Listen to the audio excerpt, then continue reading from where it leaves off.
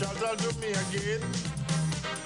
Cloud, we don't want you to stop singing. No, we love your rhythm and melody.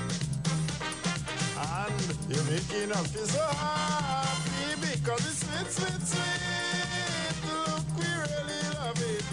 We like your music, yes, we really dig it. I say it's nice, nice, nice. Please, oh God, don't stop it. Give us the music, yes, you sweet, so come it.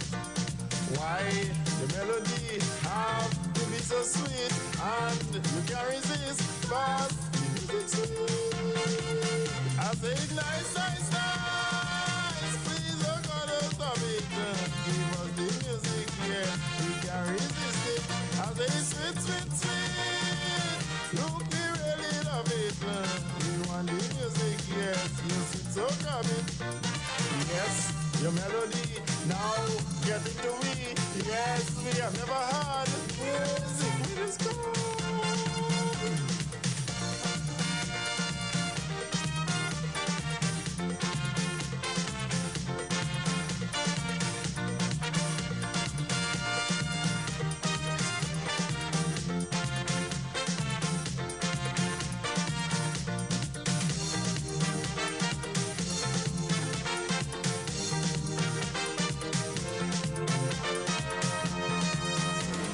What a rhythm and melody, with all less than could mean to me. Now we all have our part to play. So I want you please come and join me because it's sweet, sweet, sweet. Look, we really love it. We like your music, yes, we really dig it. I say it's nice, nice, nice. Please, oh God, don't stop it. Give us the music, yes, yes, it's so coming. Why your melody have to be so sweet and we can't resist, fast the music sweet. I say it's nice, nice, nice. Please, oh God, don't stop it. Give us the music, yes, yes, it's so coming. I say it's sweet, sweet, sweet. Look, we really love it. We can't resist it, yes, we want the music. Yes, your melody now get into we. Yes, we have never had music with this chord.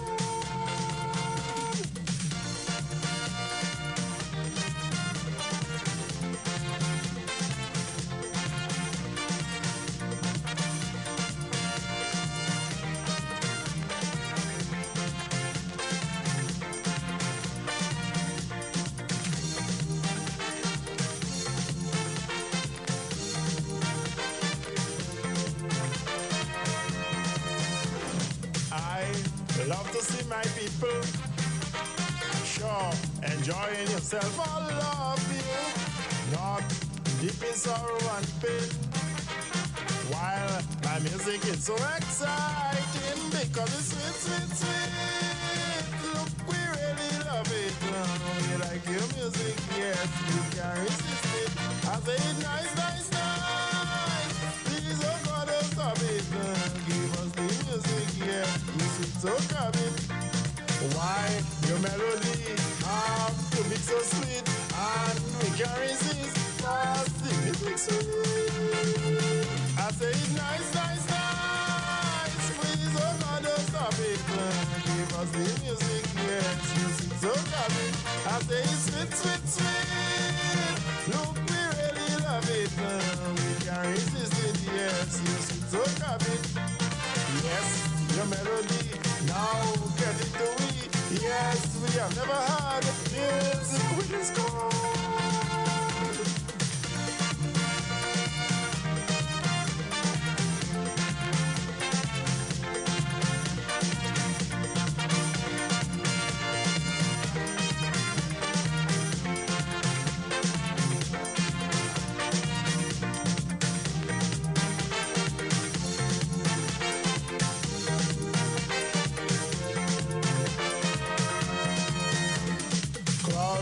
Hold to this melody, and we're waiting for it patiently. Keep the rhythm, keep the tempo, and let the music flow just so because it's sweet, sweet, sweet. We like your music, yes, we can't resist it. I say nice, nice, nice. Please don't call us a bit. Give us the music, yes, yes, we talk a bit. Why your melody have to be so sweet?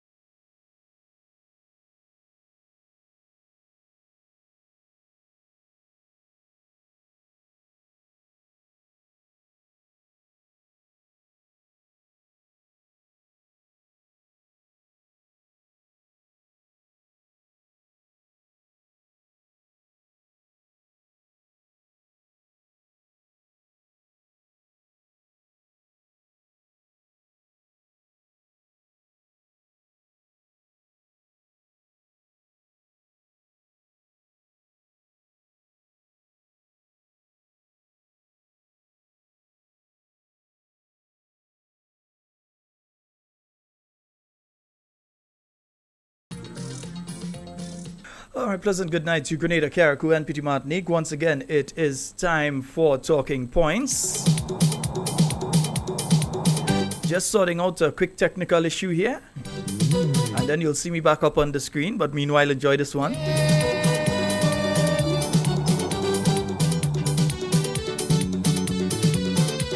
Move your foot, move your.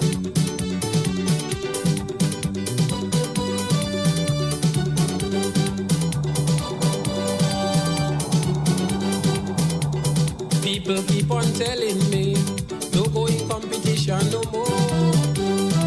Cause they getting fed up with the result of the mass grass show. Every year is same thing, like they holding something against me. Entertaining a foreign country, forget them and the monarchy. But I tell them I win everything already. I know I go to meet again. The inspector don't surrender easy. So I come in back like a hurricane. My people don't get me wrong. They can't keep a good man down. You have to be very strong to fight this struggle. You cannot sit down and cry. You have to hold your head high. This is what I'm born to do. My fans don't feel blue. I want in them all in. Coming like a hurricane. No result can stop me. So a hurricane. Tell them critics louder. Coming like a hurricane. They go hear the thunder. So a hurricane. Yes, indeed. When I don't, they go have to call my name. Because I don't play no kind of game. Anybody trying to keep me down. Let me say a special good night to all of you on the live tonight. Let me just see who is on the live. And Gertrude Abraham. What Gertrude you in first tonight, girl? A special good night to you, Gertrude Abraham. Kathleen, good night to you. Veronica, Deborah, Carl, I know you're there, bro. Faithlyn, Kathleen, Matthew Bowen, good night to you. Anne-Marie, Alban, Sherma, Wilma, Agnes, Nursey. Yeah, this Onika thing. Nursey. Gloria, good night to you. Lystra, Gemma, Wilma, Stephen out there in the UK, good night to you. Good life. Beavis, John, good night. Clive, Miriam, good night to you. Yes, Miriam. You see, I call the name, Miriam. Miriam Samuel, good night. Nice. Vanessa Lalji, good night to you. And Kim Creedland, Henry Shaitan, Baby Daddy, you're in. Let me see, Hillary is there. Did I mention Angie? I don't think I called Angie yet. Angie, good night to you. Gemma, and let me see, Christine is there. Errol is there. Jackie is there. Yeah, I changed your name, girl. You're French right now. It's Jackie, not Jackie. Tell them your name ain't no Jackie. Your name is Jackie. Fitzroy, good night. Let me see, Sky is there. Eliza is there. Phyllis is there. Denise, Hermina. April, let me see, who else is there? Magdalene, good night to you. Emerson, good night. Dominic, Hazel, Wendy, tell us what that's the other Wendy, good night. Stephanie John, good night. Doreen, good night. And Auntie Doreen, good night to you too. I know you're going to see this later in the day. Right. Kathy Albert, good night to you. Nicola, Joyce, I know you're on. Yeah, Joyce, you see, I know that Joyce there. Good night to you, Joyce. Harris is there. Let me see. Samuel is there. And let me see the other Carl. He's there. Cousin Coy, good night to you. And Janice, Maria. And let me see. Alcy is there. The other Marilyn is there as well. So I'm saying a special good night to you. Let me go over to the Facebook and see who is on the Facebook tonight. Yeah. I am seeing Landon, Charmaine, Brave Boy, Shawnell, Glenda, Michelle, Christine, Cynthia, Kathy Pope, good night. Red Girl Pascal, good night. Sharon, Neil, Laslin, let me see, Dwight, Cindy, Neil, Linda, Imelda, Francois, Marishan, Bernard, Curline, good night. Tora, good night to you. Phyllis, good night. Let me see who else is there. Denise, good night. Tar, good night. Good night to all of you that are jumping in under the live on the Facebook. So saying a special glorious Grenadian good night to you. We're going to just make sure everything working properly because, yeah, the system kind of gave me a kind of spotty thing there tonight. I know you want to try it with us tonight. But let me run a song and let me see if you go behave yourself. Yeah, let me try this one here and see if the system go behave itself. Nice. All in the front, you right, man, Fire for fireman.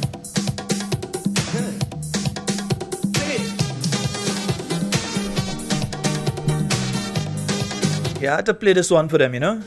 Because it seems as though once you're speaking the truth in this country, like you can't speak truth to power in this country because they have a problem with that. As soon as you say that, you're under attack. Well, look at attack, you know. Me ain't really afraid them. You know? Not really. I ain't afraid them at all, yeah? Yeah. I know you all ain't afraid them either, you know. First they know some walking to one driving. Rumors all over about me they spreading.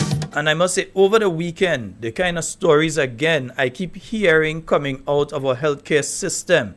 Again, more and more stories are the same kind of situations as I discussed on Thursday. More situations of people being down at the general hospital, cannot get antibiotics. And so and remember, we have the Minister of Health. We have him on video, on audio, saying that that situation has now been resolved. That all the bills have been paid. And that how they got a stock of medication last week and that has been distributed. And so many of you who have been to the medical facilities in the past few days can attest to that being a lie. Many of you who have been going can attest to the fact or have relatives or friends who are at those facilities can attest to the fact that you still are being told to go down to the private pharmacies and purchase stuff to bring back up to the general hospital. So again, it's just the line thing continues, just line. And I mean, come on, man, seriously. Come out to destroy me with their cheap limits. Man, even my children, mother too, they make fault for it. Because she too, she lambaste me, telling everyone I'm nasty.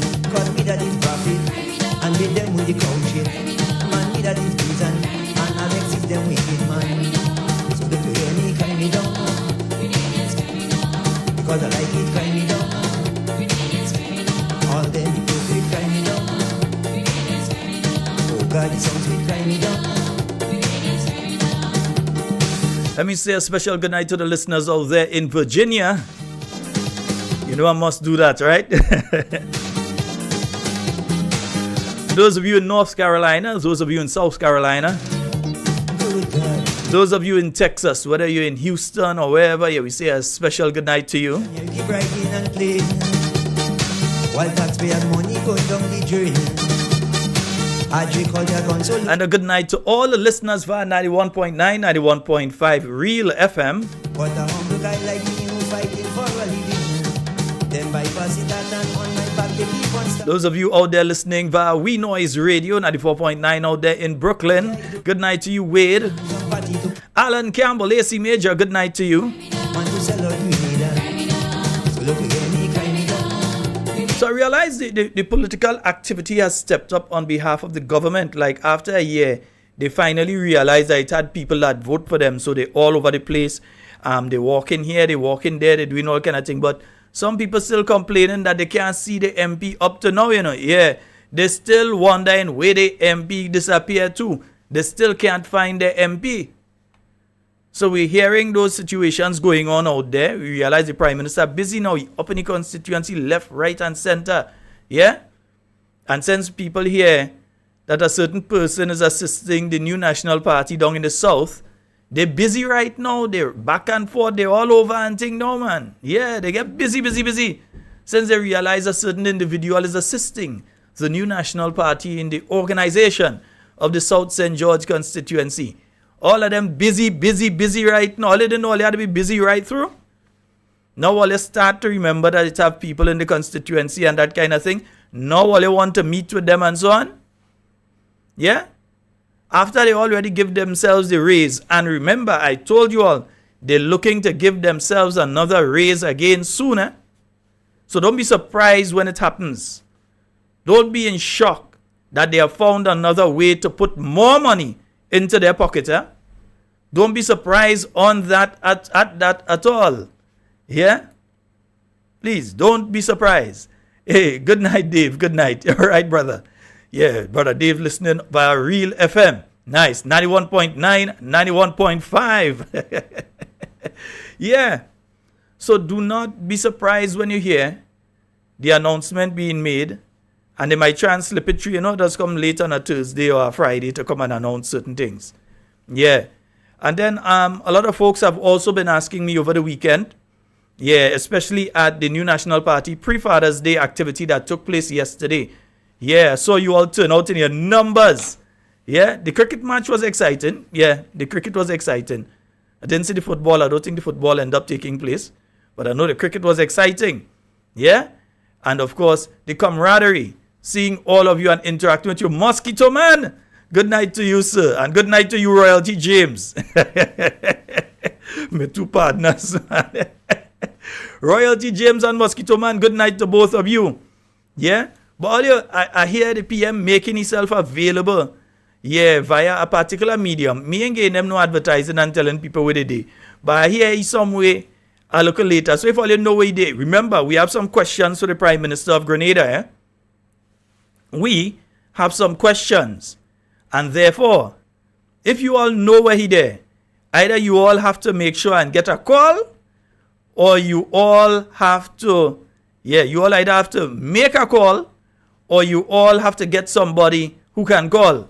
Let we hope they ain't screening the calls, me here, I just tell it straight. Sometimes we have time for this nonsense, we just cut you off. That is me, right? Nice. But we don't know if they're screening calls and all kind of thing. I just openly tell people I have a bias. I don't hide the fact that I'm a New National Party supporter. So me hiding the fact that I have a bias. Of course I have a bias. Nothing is wrong with having a particular bias. But the truth don't need any bias. The truth is the truth. So when we speak the truth, you realize they can't respond to anything we say. Does have to hide and try all kind of thing. Even tonight, there was a news because Citizen John Rollo called them out because they take away, apparently, the 150 that he was getting, or whatever he was getting under the seed. He got a call telling him he's no longer qualified for the seed program. And by his thing, he got a call from someone within the ministry who said that he no longer qualifies for the seed program. Now tell me and Mr. John Rollo doesn't agree. We doesn't agree. I don't like his views in relation to several things. I could never agree with his views in relation to several things. No way. But Mr. John Rollo is a Grenadian citizen. Mr. John Rollo is an elder Grenadian citizen. Tell me, how does he know his circumstances improve? When he's a little over 70 years old, he is clinically blind. The man can't see. Everybody who know Mr. Rollo cannot see. Tell me, how does his circumstances improve to the point of where he no longer needs to be under the seed program? And then, when it hit the fan now, the gubar hit the fan, when the gas hit the fire or the spark and firelight, now you have the minister coming on TV tonight to try and do, like, Minister, you lie. All you well take the man off, but you thought he would have hush him out. All you lie is all you call him. If all you think somebody's fraudulently doing that, contact the Royal Grenada Police Force and ask them to trace the number. Sure, Mr. Rollo, I doubt he has so much calls that you can't trace one particular number that call him at a particular time to tell him he's been put off the program. If you are claiming that what is taking place is false, because I can tell you of other situations of elder people, some of them in their 70s and 80s, who have also been told the same thing, and not just told it, the money stopped. So while you all are claiming that there are people spreading false news out there and they're putting out false posters on behalf of the ministry, all those things could be traced. If what you're saying is true, and a criminal act is taking place, you all know what to do. The Royal Grenada Police Force Cyber Unit is there. What you feel the day for? To only come and try and get into opposition members' email and that kind of thing? Or to listen in on the phone calls of opposition members? All you think that is with the Cyber Unit of the Royal Grenada Police Force there for? No. They're there for situations like this. For situations like what we see circulating right now with this, there's some videos that are circulating in relation to the abuse of some children. Let me warn you all, And let me warn you all with that. Don't think I forget we have questions to the Prime Minister. We're coming back to that. But let me warn you all in relation to this video thing. One, it is an offense under the laws of Grenada to have in your possession child pornography, right? So any videos, pictures, or otherwise of underage people, meaning anyone under the age of 18, involved in acts of a sexual nature, it is an offense. Even if somebody just send it to your phone and you keep it on your phone, that is an offense. If worse than that is if you take it and start to send it out to people, that is an offense. And when I say an offense, you could end up in court, yeah? And you could end up, according to how the thing take place, you could end up spending up to 10, 15 years in jail, or paying $250,000, or both. Or both. So it is an offense to have these things on your phone, or your computer, your laptop, your tablet, your email account, even in the cloud that's attached to you. And I'll warn you all that transmitting what comes to child pornography, sending it out to all kind of people and so, I'm warning you all that you're doing that through systems like WhatsApp and Google, etc., that are based in the United States. And if it is found that you have transmitted using WhatsApp, using Google and so, the United States might want to have a word with you, Yeah? So I'm just giving a warning, because I realize some people, without thinking, one, of the child, and two, of the consequences, have been sending these things around. So I did put out via social media a warning on Friday in relation to that. And I hope some of you take it seriously. Take the child into consideration that is being abused. Take the child into consideration, and then if you get anything like that, somebody sends something like that, one, warn the person that sent it, and two, take it to the police. That's who you have to take it to. Or use the police, take it to the police, let them investigate. All right?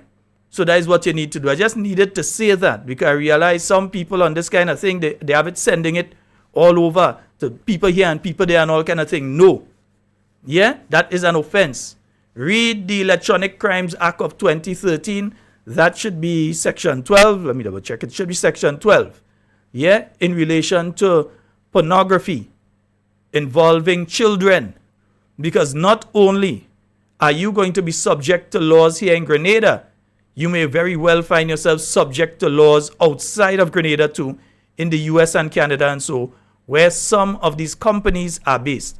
So don't think it's safe to even keep it in the cloud or that kind of thing. And why would you want to keep it anyway? If you're keeping it, then you have a problem. You need to see Dr. Pancho. Yeah? All right. Just thought I'd say that. Nice. And folks, I think I am expecting a call from Dr. Pancho in a while as well. And remember, we have some questions to the Prime Minister tonight.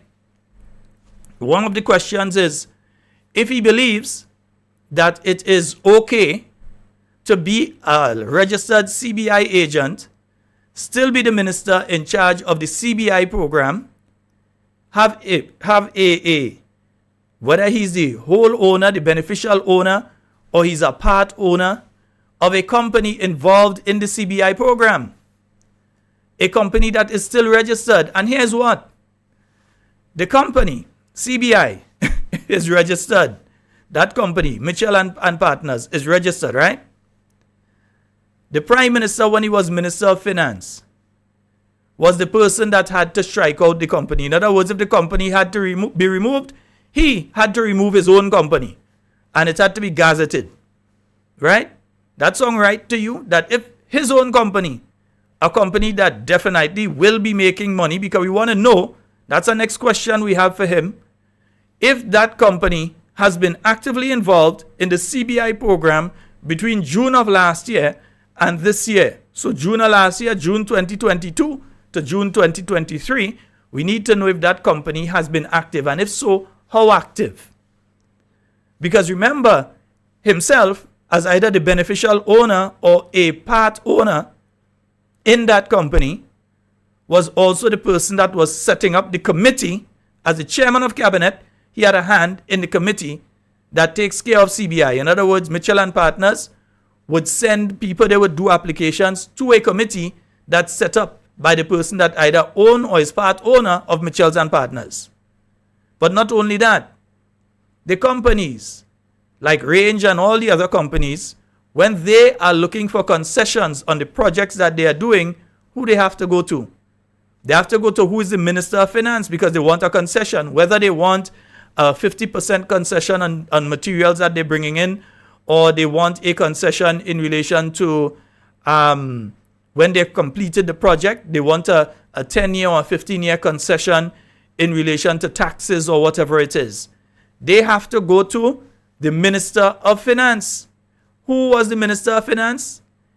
A CBI agent, who same Range and them would have had to work with to get people under the program. Does that song right in your mind? So we want to find out from the Prime Minister his involvement in the CBI program. Because, I spoke to a regional leader recently, and they were telling me, they say, no, well, Sheldon, you have to be madness. What do you mean the Prime Minister is a CBI agent, and the Prime Minister is the same person signing off on the citizenship? He's the same person signing off on the concessions that CBI companies get. So if one of the companies that's involved in a project here wants a concession, they had to go to him. And here's the worst thing. He take the Ministry of Finance and he hand it over to another CBI agent. So now you have Mr. Dennis Cornwall in the same position where he has to give concessions to people under the CBI program as Minister of Finance while a CBI agent. That's songing right to all you? Again, this thing ain't songing right. I have a caller online with me. I believe I've got Dr. Pancho online with me. Dr. Pancho. Hello? Hello? Oh, dear. I just realized I had the wrong one. Hello. Good night, Dr. Pancho. Hello? Oh, boy. It seems as though it's sticking tonight again.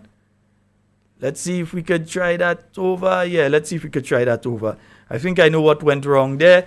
Let me just see if I could get it sorted out. Yeah, you see, I've got to stand up here, and I will just have to fix this here. And right, I think I have that sorted out now. And let me, Dr. Pancho, you'd have to give me a call back, and let me see if this is working. For some reason, the WhatsApp start to stick tonight. But yeah, let me try on this phone line. Hello, good night. Hello. Good night, Sheldon. Hi, good night. Yeah. How are you? You ready for me? Yes, sir. Okay. You're live. Go right ahead. Okay. All right. Well, Sheldon, it's really good to be able to join with you again tonight on this wonderful Monday evening. I want to say congratulations to the social committee of the new National Party, including Nimrod and Oliver and the others who planned this really great pre-Father's Day fun activity yesterday at Grand Mall. We were there, Sheldon. We had a lot of fun. Of course. A lot of good people. A lot of solid supporters were joining with us. And that was wonderful. Lots of activities, food and great music and fellowship. So congratulations to the planners and the executioners and all the people who contributed to make yesterday a really, really great and wonderful evening of socialization for us. Tonight, Sheldon, I want us to spend a little time talking, and of course you can ask me any question. But I want to talk tonight about the uneasiness that was created over the non-releasing of the CPEA results. Lots of uneasiness, lots of sharing, and lots of complaints, and a lot of things from the union perspective, from parents, from teachers, from schools, and then of course from the Ministry of Education. I want to go on record to congratulate all of the students who gain places at secondary schools come September 2023. All of the teachers, parents, and students themselves who really worked hard to ensure that the performance warranted and or guaranteed them a place in secondary schools come September. But Sheldon, I think what was relevant for us to talk and to pause and to talk about, it's really the non-releasing of the rankings, of the scores of the students. We have a habit. We have a habit. Grenada has a habit throughout the Caribbean, as a matter of fact, that when students sit exams, they receive a grade. Sometimes those grades are tantamount to percentages. Sometimes it is equivalent to an A, a B, or a C. And in the case of CXC, it is a Roman numeral 1, 2, 3, 4, or 5. Okay? So when you do exam, you're expecting to be graded, to be ranked, and to receive a score. That is standard. But what we had happening here in Grenada was a decision taken by the Ministry of Education to forego the releasing of scores or rankings. And what was done was to place everyone give everyone who sat the exam a place in a secondary school come September. Now, I don't know that any one of us, Sheldon, has a problem with placing students or all of the students who qualify or reach the age of transition from primary school to secondary school in a secondary school. I am not debating that, so that is not for debate. I think what that decision did was to avoid the Ministry of Education and the schools an opportunity to work with learners or students who maybe are not ready yet for secondary schools. Because, Sheldon, the history will show that there are many students who have reached the age and or the grade to write the CPA exam, but they maturationally, cognitively, academically, they are not ready yet to transition from primary school to secondary school. And the non-releasing of that information does not lend itself for teachers, remedial workers, principals, parents, or students themselves to work on areas where they could improve and perform really better next time around. And this is an opportunity that was not afforded to students. Okay? Let me say this here, without sounding rambling. There are some educators in North America especially who believe in this system of non-disclosure of grades. You know, maybe just a pass or a failure, or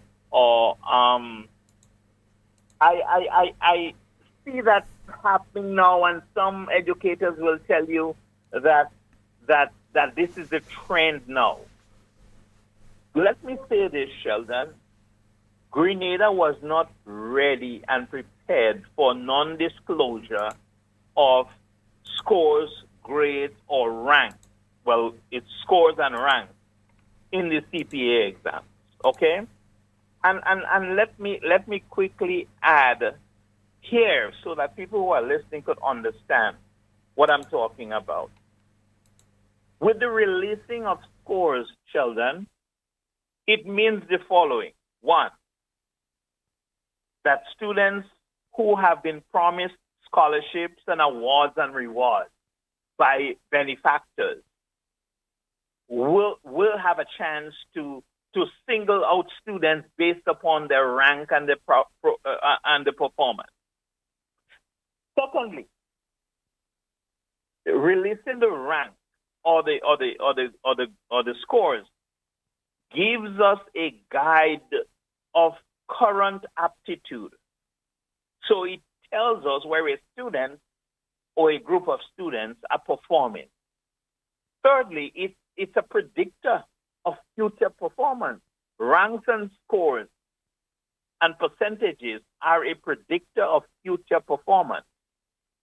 But there are two other very salient things that happen in the system, in the educational system of Grenada when CPA results are released. Sheldon, and we know it. It gives certain schools, or all schools, bragging rights. Okay? You know, a school can put its flag up and say they did, they cop the first position or the second position or the very first 10. Students, teachers, school administrators, they all look forward to the release of the information so that schools can have bragging rights. But also, Sheldon, a great part of the success of students who write the CPA is the involvement of their parents. You must never forget that. You go to every graduation that we go to, we see parents who have sacrificed, who have stayed up at night, who have sacrificed on spending on themselves and spend on the students so that the students can have books and food and clothes to go to school. They make all these sacrifices, Sheldon, so that at the end of any academic period in the child's life, they can celebrate. So the non-release of the scores, cheated the parents of that celebration. Sheldon, before I end, I want to take a look at something different. All right. So let's say that the Ministry of Education met with the principals and they discussed and they got the principals to buy into the non-disclosure of ranks and scores. Let's say that happened. On Friday, we had a release from the governing body of the teachers of all, representing all teachers of all primary schools, who stood up and made the 20-minute proclamation indicating that the Ministry of Education and the government failed to call the Grenada Union of Teachers in discussion and consultation before such a phenomenal action could be taken. In fact, the president of the union went ahead and called it an action of gross disrespect to the union who govern the behavior and certain aspects of teachers' life and educational life.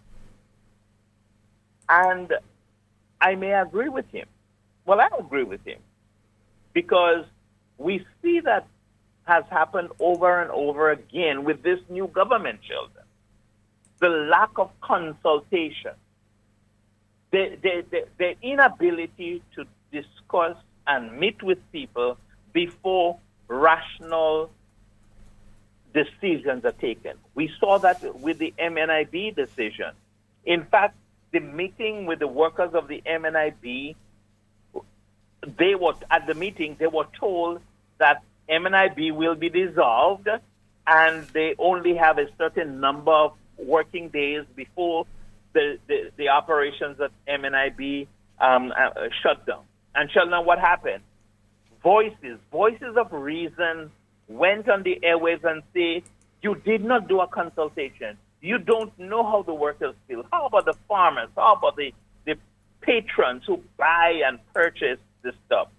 You should have consulted. And what did they do? They went about throughout the country, on the east and the west, the north and the south, pretending to do consultation, Sheldon. But it was a sham because a couple of weeks later, that which they proposed in the beginning with the workers is what came to pass. And we have seen it again with the teachers and the non-disclosing and releasing of information regarding the CPA. So what this government, they're telling us, Sheldon, they have a history of blatantly a non-consultative approach to solving problems. And when we elect government, we expect better. We expect consultation. In fact, one of the mantras of the current prime ministers was the consultative approach of meeting the people, boots on the ground. We will discuss because we want you to be part of the solution. But what we're seeing happening now, Sheldon, is they are making the decisions, and when people point out the fallacy in their proposal and in their thinking and in the decision making, they are now calling for consultation. So, Sheldon, the teachers, the parents, the students themselves, they all have a right to their scores because we are not yet prepared. There might come a time when we have universal secondary school education where CPA is no longer the guiding mark for entrance into secondary school. And that's a given. If that happens and we are prepared for it, then we embrace it.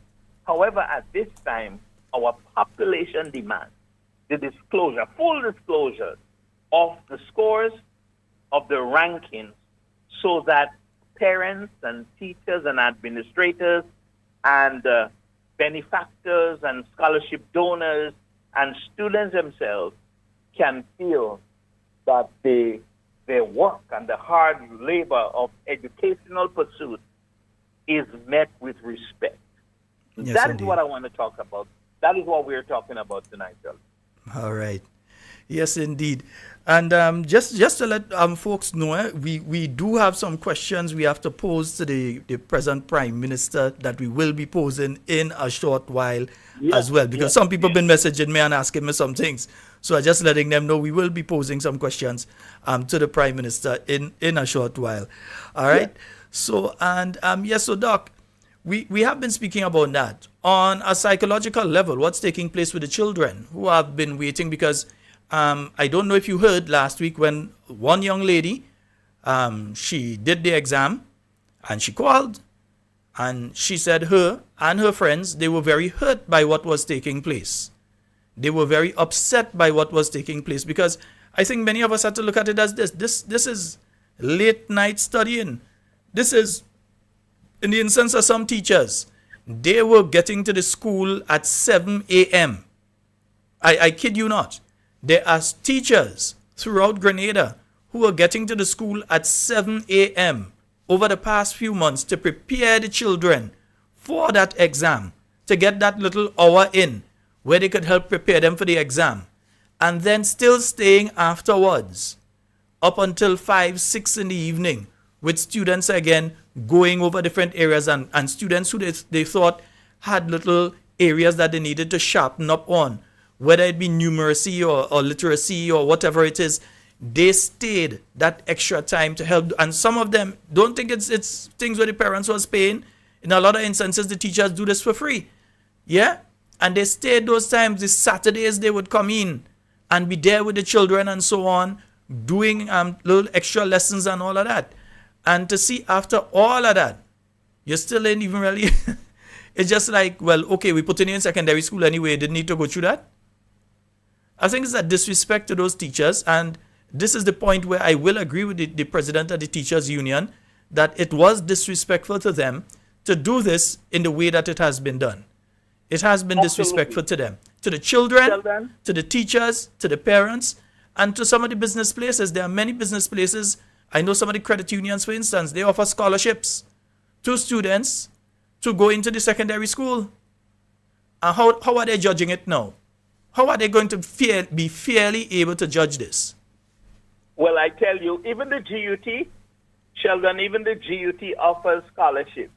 And some of them are merit-based scholarships, and some again are need-based scholarships. So you have many entities and benefactors who are giving scholarships that are achievement-based scholarships, and they would not be in the position to judge those merit-based scholarships and achievement-based scholarships. Neither will, well, I mean, they will probably be able to still judge and ascertain a need-based scholarship. But you ask about the psychological effect. Sheldon, in human behavior, there is something called anticipatory reward. Anticipatory reward. That is, you are looking forward for a reward. When students write the CPA, they are looking forward. Sheldon, they're literally counting the days when they know results. Their parents have told them when results are coming out. The teachers have told them when results are coming out. The principals in assembly tell them, look out for results on so and so date. So they are looking forward, and they're looking for the name, Sheldon, and the next thing by the name is their score. In other words, their position. That's what they're looking for. They're not excited about other things and other people and the thousands that get entrance. They're looking for the name, where they're placed, and where they're going. That is what we call anticipatory reward. So you think of it now. A student just hears, by the way, well, you got your first choice, or you got the second choice. Or they don't even know which choice you get, but you know what? Come September, you will be going to a secondary school. One of these days, someone from the ministry or your teacher may tell you, well, you are going to that school. It is an act of deflation on the expectation. And students, they do not thrive well in this kind of a distress and chaos. And I agree with you, Sheldon. The flip side is the preparation of parents and teachers. Teachers who sacrifice their holidays, who sacrifice their weekends, who taught way into the night, and who taught early into the morning, and who prepared. And they're looking, come on, if you send 25 students from your class, you know, a teacher's prestige is involved in the rankings and in the scores that they get based upon the student's performance. It speaks well. It's like a reward to yourself. And now the Ministry of Education is saying, oh, all of these do not count anymore. We're just going to place all your students in a school of our choice. And that is the crux of the matter. And that is the heartache that we are talking about tonight, Sheldon. All right. Yes, indeed. And folks, in a short while, we wouldn't be able to open the phone line until when you're offered the line. Yes, indeed, folks. So we're talking about these issues here when it comes to the Ministry of Education, what has happened with these children. Because over the weekend as well, I was seeing some of the stuff coming from nearby St. Vincent. And in St. Vincent, we saw where they were speaking to the young man that came first on the island and all of that. And the excitement of the students that were receiving their results and so on there. You mentioned something earlier, and it's something I was looking at as well, that it seems as though we're moving more towards the North American style of educating, where you have children and you don't give placements. You don't say, well, who come first, second, or third, or anything. So there's no encouragement to do better than what you did the last time. It's just, okay, everybody, all you pass. Everybody pass. All you have to do is show up for the exam and you pass. And the world doesn't operate like that. The world doesn't operate. Sheldon, let me make a closing statement. There is something I just want to say quickly. Universal education, secondary school education is okay. But let me say this here. There is a great deal of preparation work that needs to be done at the secondary school level. Now, when you take an influx, normally you have 2,000 plus students writing the exams. And sometimes you may have about 1,800 places. So there are a couple hundreds of students who get to do the CPA exam another time, okay? Because they did not measure up to a certain performance level. So Sheldon, the teachers now, they go back to their primary school, and the teachers have an opportunity to work with them on their weaknesses or on the challenging areas and prepare them for success in the next round. But if you're taking all of the students, those who learn differently, those who are skill-based students, and you're thrusting them into a secondary school environment that is not prepared for them, Sheldon, please, can you see the influx of frustration that will happen both at the students level and at the teachers at the secondary school level? They are now getting students who could have stayed in the primary school and learned the basic math and English and science and social studies for another year before coming to secondary school. But now you put them in secondary school and you are frustrating the learning process to an extent, because now the teachers will have different, a variety of academic performers before him or her. There is a great disparity in the student population that they're going to get. And I am asking tonight, and we know the answer, are these secondary schools ready and prepared with skills and with counseling and with other aspects of educational direction? Are they ready for these students? And the answer is no, Sheldon, because nobody was prepared for that decision. Well, even there's the aspect of it where the teachers have been told now that there's a certain amount of training that has to take place, which means that during the summer vacation, that the amount of time that they usually have to themselves and to be able to do other things and so on may not be available to them this year. So that they have to change up the schedule and so on, where some of them may have traveled and so on, and they're used to traveling at the end of the school term, and so they may have to relook that. And this was told to them basically last week. They didn't know anything about it before. Their union didn't know, and they didn't know. Some of them said yes, discussions were held in the school with the principals. One or two teachers may have known of the discussion, but not that a decision for 2023 was taking place. So they're very shocked. Very, very, very. It's a very frustrating time for the educational system. I'm really glad to some extent that the president of the GUT is speaking out. You know, we have had him make a lot of erroneous statements in our estimation, but I think he got this one right, the one that he's standing up for the teachers and the students and the parents and the educational system with a non-consultative process that did not happen with launching such a grand program as universal secondary school education. Well, look, one parent has just messaged me. Their child scored a little over 400 out of the 500. So in other words, they would be in the top percentile. And they were given their second choice. So you understand what's going on here? You're supposed to, if you're within the first 200, you're usually with those kind of scores, you're within the first 200, you would get your first choice. In this instance, this child has gotten their second choice. And it seems that that is not the only child. There are several others. Hello? Oh boy, it seems that we lost Dr. Pancho there. But there are several others that seem to have gone through the same situation at that institution, that their children have scored in the top percentile. Because they would tell the actual child what your score is. They wouldn't tell you how it measures up against students in other parts of the country or the island and so on. They just tell you what your score is. And in that instance, that child has just been placed in their second choice. I won't say who the second choice is, but they were placed in the second choice, not their first choice.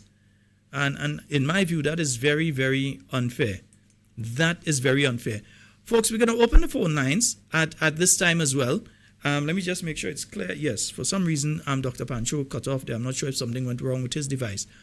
440-7377. That's 440-7377. You can call us directly or you can call us on WhatsApp. I hope the WhatsApp is working properly now. And we have a caller online. Good night. Hi, good night, Sheldon. Hi, good night.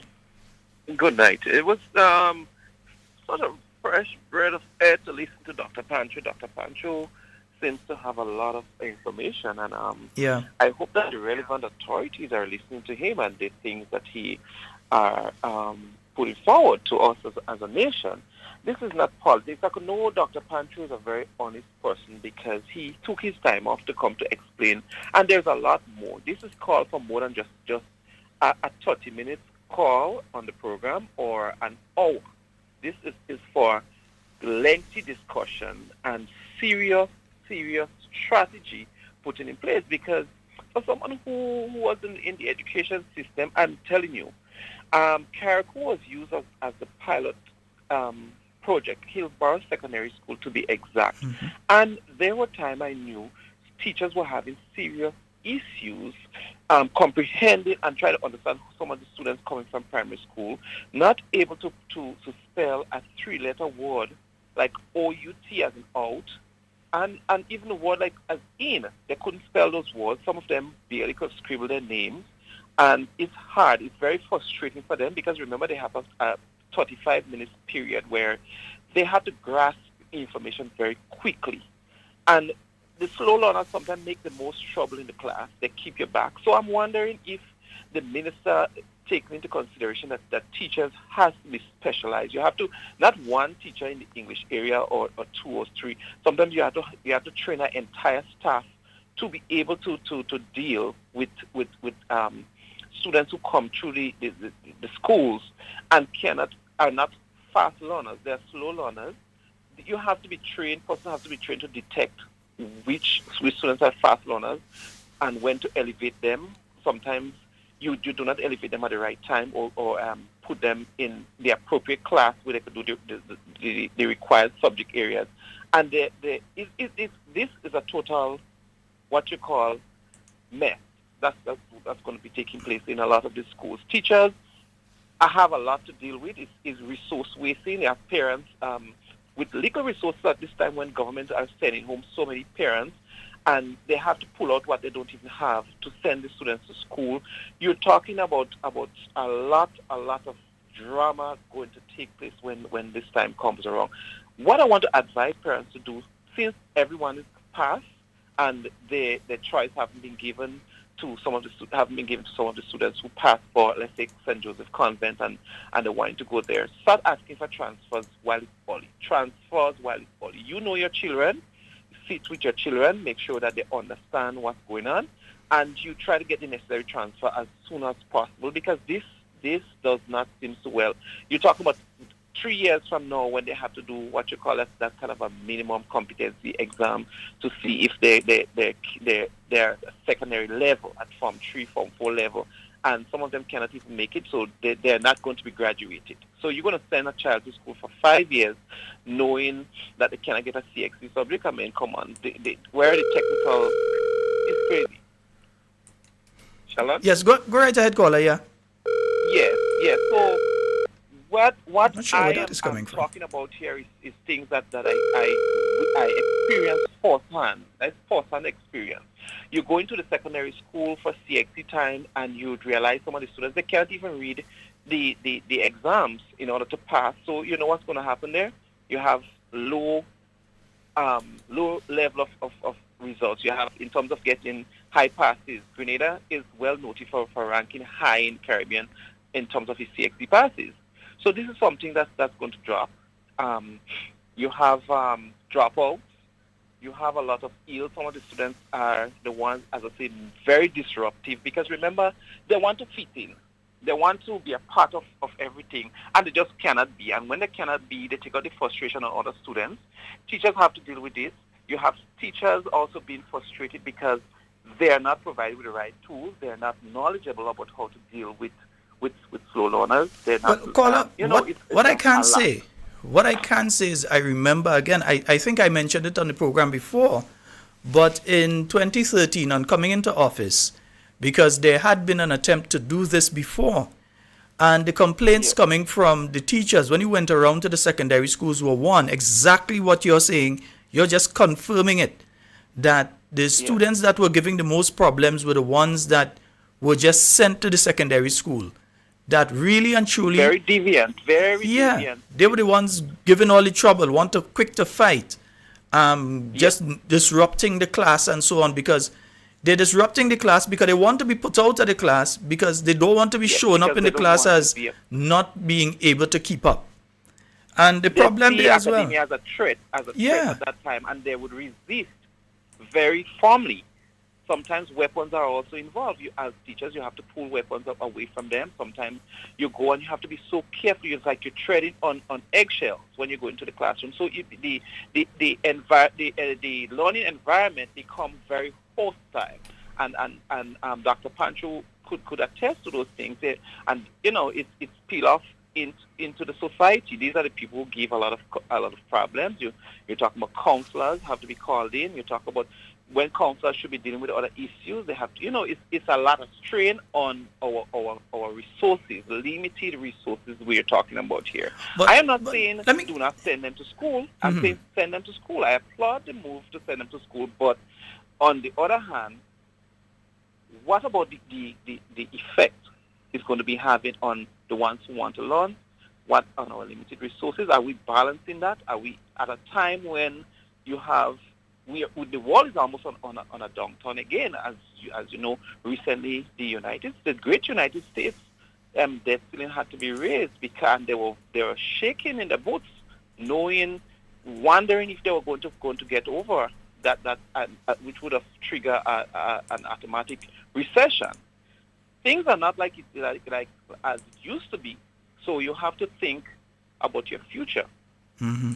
Now, one of the things... Whether you want it to be shaky or you want it to be solid. And in this case, I see it's nothing but shaky if the relevant stakeholders are not called together and they're not proper plans are isn't put in place to deal with future shocks in the education system. Caller, one of the things we heard mentioned by the Minister of Education when he was speaking about this was the fact that they are looking towards having a larger technical component in the secondary school systems. In other words, that you're going to be setting up technical sections in the secondary school to deal a lot more with, for instance, when you've been through the Trinidad system, for instance, in Form 1, Form 2, and Form 3, back in the days when they had the junior sec secondary school system, junior sec senior comp, you had to do technical drawing, woodwork, drafting, plumbing,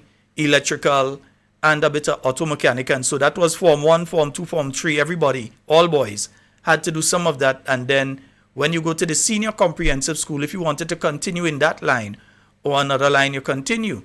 Now, he's saying that here, that they need to have the technical component in the secondary school system. But you're sending the students who need it before you set up that in the school system. Before you have a proper structure. Putting the horse before the cart, and that's what is taking place. And then, is it a trial and error? I mean, come on. Even if this discussion was held with teachers, are there specialized teachers? Remember, I would have done some training with the Canadian government, and they sent persons in to teach teachers how to select and how to detect dyslexic students, because you have dyslexic, they may learn because of a number of inefficiencies. For example, they might have eye problem with the eyes. They might have problem with the hearing problem. They might give trouble because they themselves is not aware that these are the things that are affecting them. And as a teacher, you come in front of a class, and especially at the secondary level, to teach a course like math or hands-on something where they have to use material, and you're thinking that the students are hearing your instruction, and they're sitting right in front of you, but yet they're not learning. And then you move them away because you think they're giving trouble to the back, because you just don't want them to be in front of you, because you don't want to deal with the embarrassment that you cannot control your class. It's a lot. It's a lot to deal with. You have to be specialized. You have to be well, not just trained. You have to be well trained. And it's not teaching is something that you have to have a passion for. It's not just it's not a job. Remember, it's a career. It's a calling. And if you do not have that zeal for teaching others, you will cause these students to become worse than they were when they come to you, knowing that they do not even have the proper prerequisites from a primary school coming into secondary school. You have teachers from a primary school level and those from a secondary school level. The reason they see things differently, every individual sees things differently, but you're talking about a big disparity. So your students have to be at that level. It's just like teaching the grades. When you're teaching the grades, you got to bring us to grade 3 up to grade 4 level before they move up to grade 4. You can't just let them go into the grade 4 teacher hand. So these grade 6 going into high school level has to have the necessary tools with the necessary tool mean that they must be able, be able to read at their level, at least Form 1 level, and they must be able to comprehend certain things. It's a lot. It's quite a lot, and psychology come in there a lot. Teachers have to put a lot of psychology into practice. They have to put a lot of time and effort, pay. I know teachers would have decided that they're going to take this, how much, 13% or 13% over the next 5 years or 3 years increase. Is that going to be enough for them based on what they have to put out? Is it a case where the government is saying, we already paid you or set aside to pay you the 13%, so now you must work for it? And then they end up working for more than what they're being paid to do. I see a very grim time ahead in academia.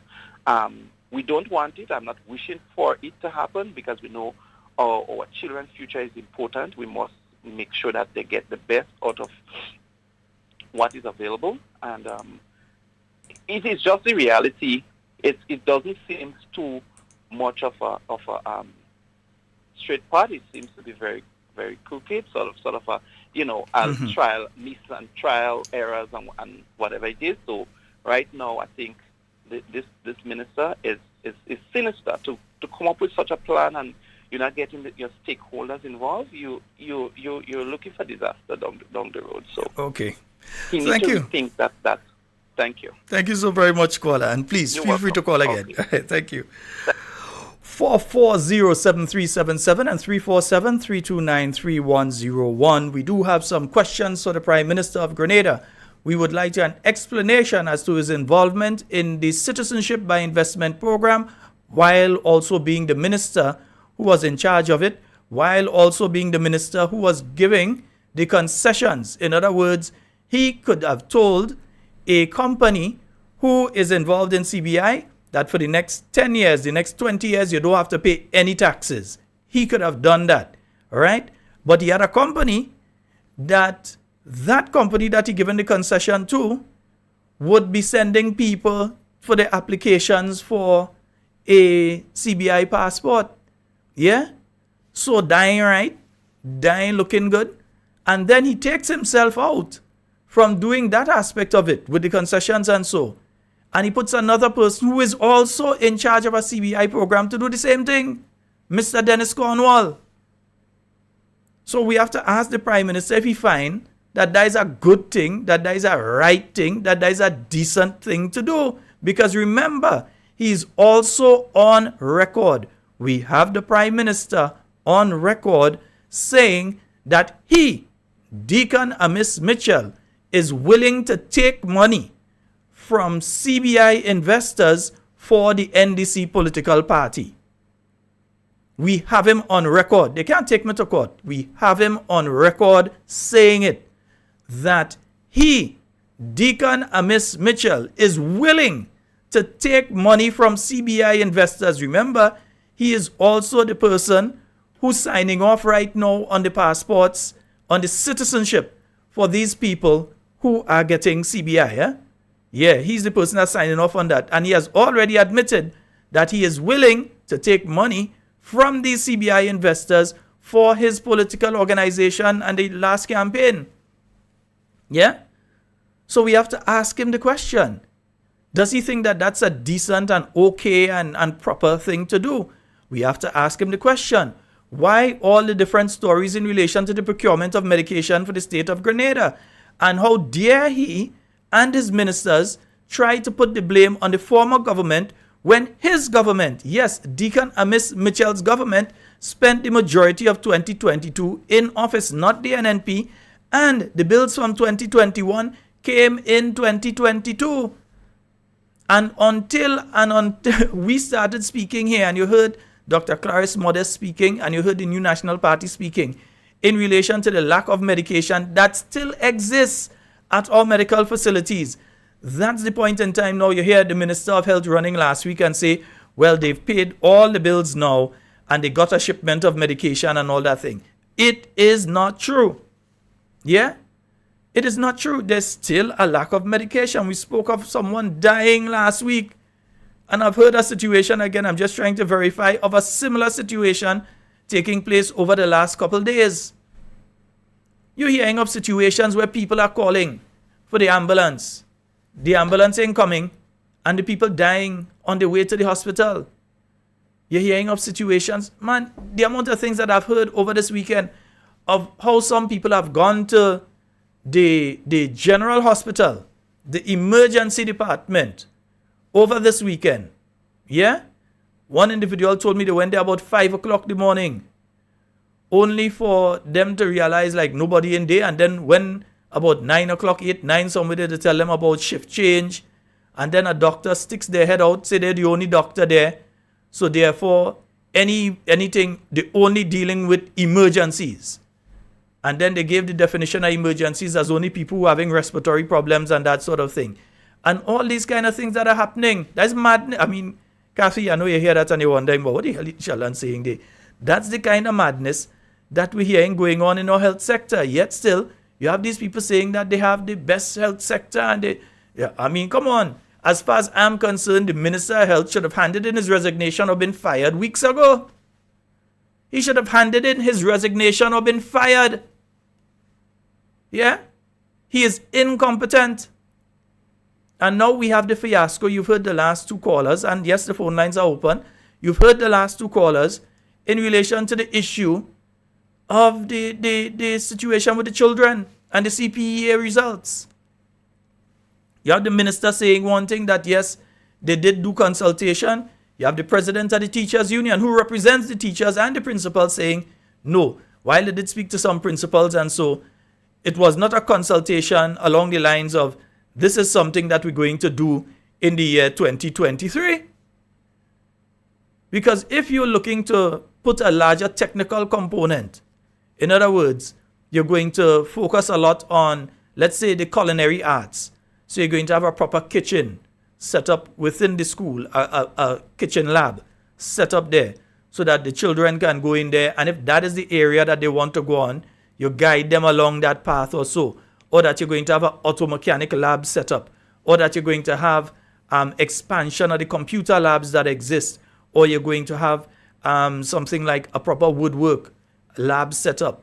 Or a metallurgy. You're going to teach them how to do welding. You're going to teach them how to grind the metal and join and drill and do all of that and to build stuff. And so you're going to teach them how to do arc welding and all of that.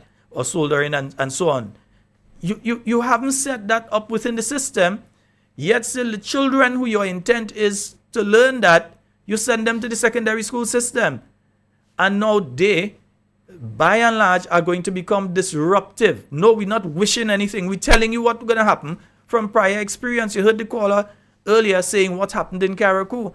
I'm telling you what happened here on mainland Grenada when then Minister Franca Bernardine Alexis put all these children into the secondary school system. They became a disruptive element.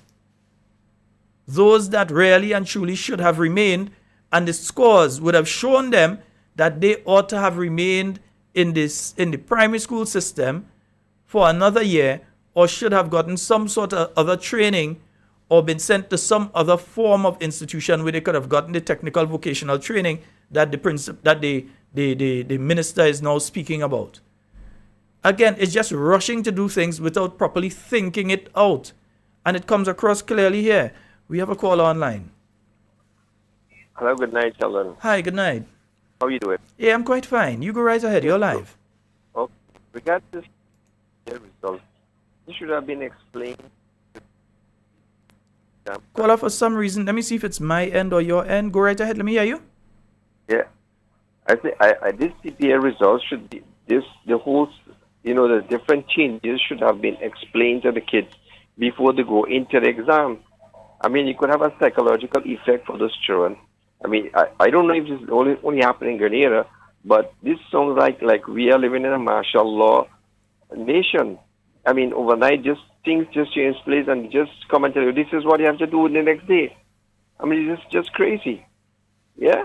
Because, I mean, look at the things where they have the promise to give the people, the elderly folks, and then all of a sudden when they go and collect the money, it was all different change. I mean, this cannot go on. We have to know exactly, yeah? If the changes have to come, advise the people. Yeah? You advise the people in advance. Let us know what is going on. This is not right. What next to come? We don't know. Yeah? Are you going to just take people and throw them into the jail? Are you going to do something crazy again? Yeah? Yeah. I mean, we all have a life to live. All of a sudden, they may walk into some business and shut them down and without telling them anything. But you see, it falls into the narrative of what they have been doing. Everything is a rush. Nothing is planned. Nothing is being done properly. Yeah, and even in instances where they have met projects left over from the New National Party, which is nearly everything they're doing, projects left over by the New National Party, everything ready to go, they find a way to mess it up by trying to rush to do different components. Look at what's going on in Molyneux. The hillside, interfering with the hillside in the way that it has been scarified. They went and they take tractor and start to dig it. The people who did that project before, who were doing the project and who did the assessment, knew that if you went and you interfere with the hillside in that way, what happened is what would happen, that the hillside would start to come down further. Yeah. That what you had to do was that you had to do the sort of netting and baskets and so on to hold up the hillside so you could do the road. But instead, these guys just run in, rushing again, and they want to be able to say, well, they changed this and they changed that on it, as they want to say with everything, and go and mess up the project now. This project should have been finishing now, in June. That project should have been completed now. I'm really disappointed with this overnight changes, Honestly, you have, by all respects, just imagine a kid has put so much emphasis in this, and then all of a sudden you don't know. Yes, you pass. This is not right. No, yeah, look, one parent has just messaged me, and in their instance, it's out of, remember the score is out of 500, eh? So you have a child that scored over 450 here. It seems to be over 450 that this child has scored, and they got their third choice. Not their first choice, they got their third choice. How could that be fair? Let me. And you see, how could you question it? No, because you can't tell who is the top 200 because they've taken that ability away. So now they could just do what they want. They place whoever where they want. And up to Friday, some of the teachers, they receive the salary, right? Well, I didn't know that one, Papa. All right. And so in the next, 4 days' time, it will be the 15, right? Yeah, so in the next 3 days. Are they going to be paid for the whole month now? Are they going to be paid for 15? Are they going to hold back another 15 days inside? So they're going to be constantly owing them? Man, I would tell you some of the places I hear government looking for money on another program. I ain't going to say it tonight. Tonight is not for that No, one. but this is a matter of concern. I don't mean to disrespect anybody in any way, okay? We are all human beings. We all have a life to live. And let's do it in an orderly manner, okay? If any changes have to come, let the people know. Please, don't do this kind of thing. It does not look good. Yeah? Have a blessed night, my brother. All right. Thank you so very much. Yeah, 440-7377. That's 440-7377. That's the number for you to call and get onto the inside. Yeah, we have questions. We have many, many questions to ask. Yeah, the people who were working in the Marketing and National Importing Board, they have asked, where is their pension money? Yeah, a promise was made within 6 weeks or so, they would get their pension money. Right? We passed the 13-week mark now. They still haven't gotten their money, nor have they been informed of what the situation is and what is going to happen. Yeah? They haven't been told anything. So they want to know what is taking place with their money. Yeah? That's their money that they paid into the pension plan, and due now to the fact that the organization does not exist again, the government made a promise to them that they would give them back the money, and so they're asking, and some of them have significant amount of money because they've been working for a long while. They are asking, where's that money? All you have the opportunity, Don't be afraid to call him and ask him those questions. All right? Don't be afraid to call and ask those questions. Well, once you get the opportunity, because we know the thing does go, eh? We know the thing does go. Yes, indeed. 440-7377. That's 440-7377. 347-329-3101 if you're outside of Grenada. Also, over the weekend as well, I saw a document from the United States. And let me see if I could pull that document up here for you. I saw a document, but before I go to that, let me take this phone call. Hello, good night. Hello. Hi, good night, caller. You're alive. Yeah, blessed night, Brother Scott. Hey, what do, Papa? I did, boy. I did. Good night, Grenada. Good night to all of the viewers and listeners.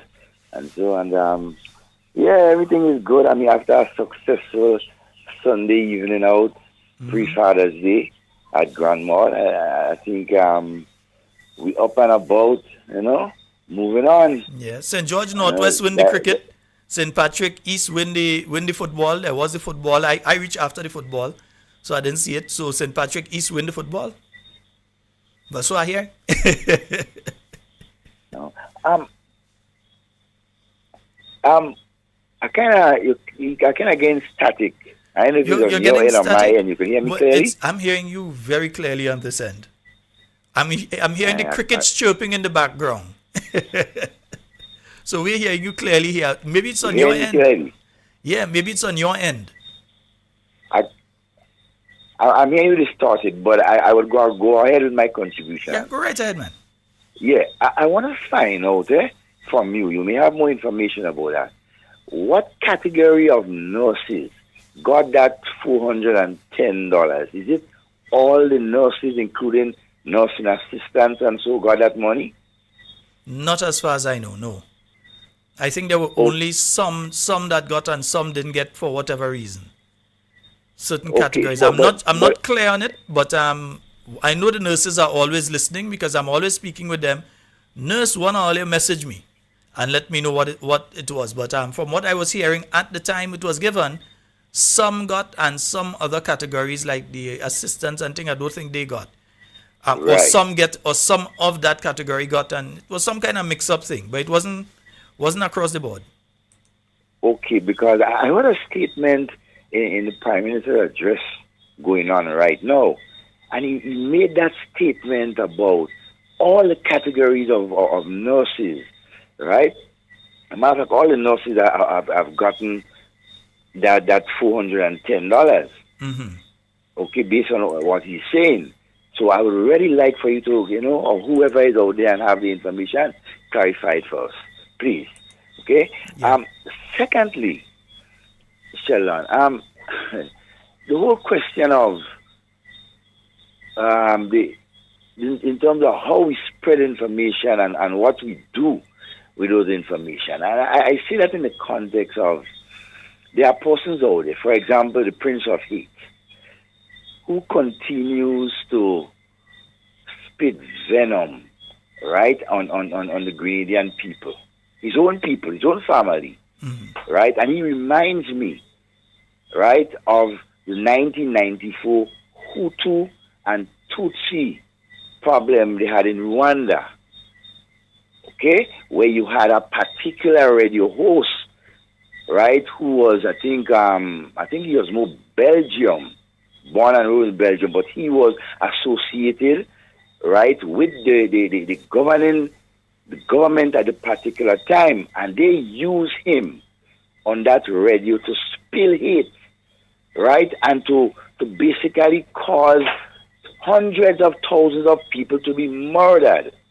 based on what was said. No, I say that to make people aware that this is a very serious thing. When you have persons on radio and on Facebook and all these type of things, right? Because it's not just the Prince of Hate. Yeah, but I know of two, right? They continue to spill hatred through these programs on the Grenadian people, using other Grenadians to spill that hatred. And that thing must stop, because, Sheldon, it will explode. Not everybody is tolerant, and so when it comes to what you tell them, what you say about them, and we have to be careful. And then not just that. Again, Sheldon, I'm understanding also that come Wednesday, right, that our Prime Minister right, will be going on that program with the Prince of Hate, somebody who has called Grenadians all kinds of names, right, all sorts of things, spill hate to get rid of us and take away the employment. And our Prime Minister is going on that program. Right? So I bring that to the attention of the Grenadian people. Be aware of some of the things that they do and the things that we are not paying attention to. Because if you continue to support these kinds of things, you will only lead to serious problems in our country. Well, thank you very much for the opportunity. Yeah? Okay, my brother. All right, one love. Okay, bless. Because I was going to converse with him, but he's not hearing me well on his end. But I'll say this, that yes, that did take place there in Rwanda. We know what happened in Rwanda when hate was placed there.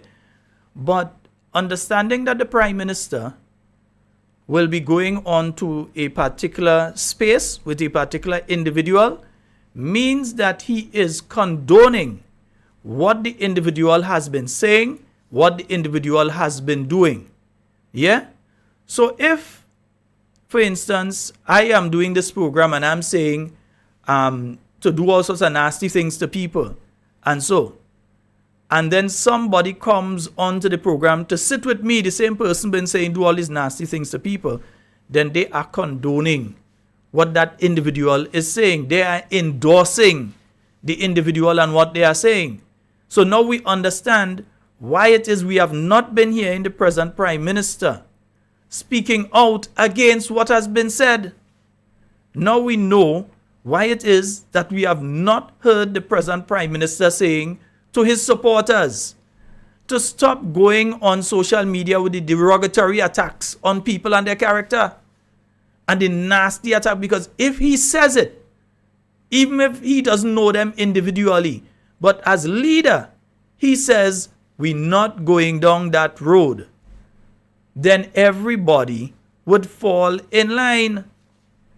But instead, he remains silent. So he is endorsing that sort of nasty behavior by his silence on one side, and now by going on to the forum with individuals who have been pushing those narratives that once you are a supporter of the New National Party, once you are perceived, they think you are a supporter of the New National Party. They see you put on a t-shirt and go to a village meeting, or you went to a rally, or you was jumping up when NNP win in 2013 or 2018 or so, they label you as an NNPite. Yeah? And as far as they are concerned, you are to pack up and leave Grenada. As far as they are concerned, you should not work within the public service, as far as they are concerned. And they're openly saying it out there. And when the Prime Minister goes and sits down with such an individual, he is endorsing the message. He is endorsing the individual. He is endorsing all of the nasty things that they have been saying about their fellow Grenadians. So we have to be careful. We have to be careful. Because we've never heard the Prime Minister coming out and telling his people, well, all you're winning us, so behave. We have never heard him stand up as a statesman and say, well, look, listen, we are all Grenadians and we all deserve opportunity. And you can't be firing people. You can't be grabbing people and send them in front of the Public Service Commission. You cannot be trying to terrorize people, sending them on leave and all kind of things, simply because you perceive them as either being the friend of a supporter of the New National Party, or they related to a former minister by blood, or there was a friend with a former minister. Look at what's been done with the Royal Grenada Police Force. Look at what is taking place within the public service right now. So it shows that the Prime Minister is endorsing all of that. He's endorsing that type of behavior. He's endorsing those words. He's endorsing what you see going on with some of these people on social media when they're saying all the nastiness. He is endorsing it. And should we sit by and just allow these sort of things to take place and say nothing?